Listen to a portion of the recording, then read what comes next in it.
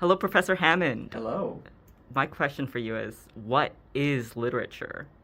Okay, so I want to take a step back and answer this question with a bit of context.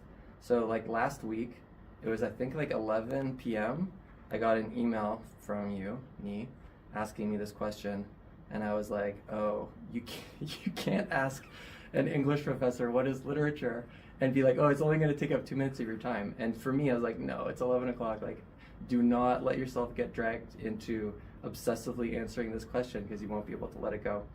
So I went to sleep, and then naturally my unconscious was working away at this question, and it woke me up at 3:57 a.m. on January 31st, and I knew that I had to get up and write my answer. So I'll just read you the answer that I came up with, because I think actually my unconscious is correct about all of this. Um, Literature is the field of human activity devoted to reflecting on the question of how it feels to live in the world as a human, regardless of medium, not just like words. That's what literature is.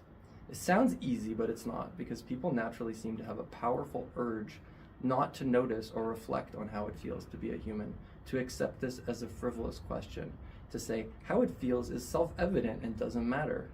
So new answers are always needed. They always have to be invented, or else we won't notice at all that it feels any particular way to be a human. Thus, the term literature is applied to especially innovative forms of investigating this question, because this needs to be made fresh.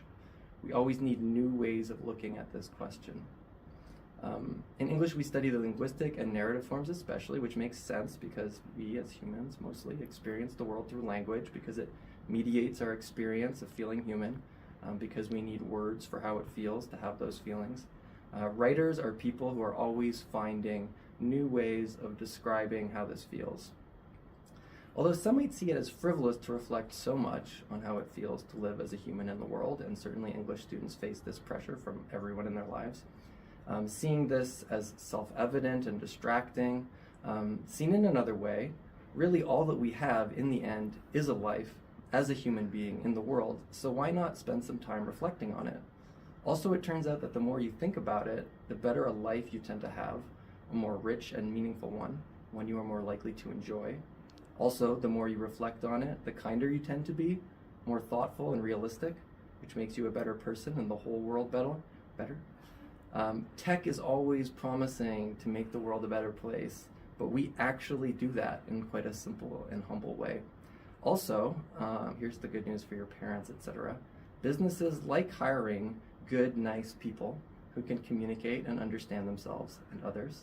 So our grads also do very well in the job market. One of the things that you understand when you reflect a lot on how it feels to live as a human is that it feels much better to be fed than not, and much better to have a job than not. And that is the end of my answer.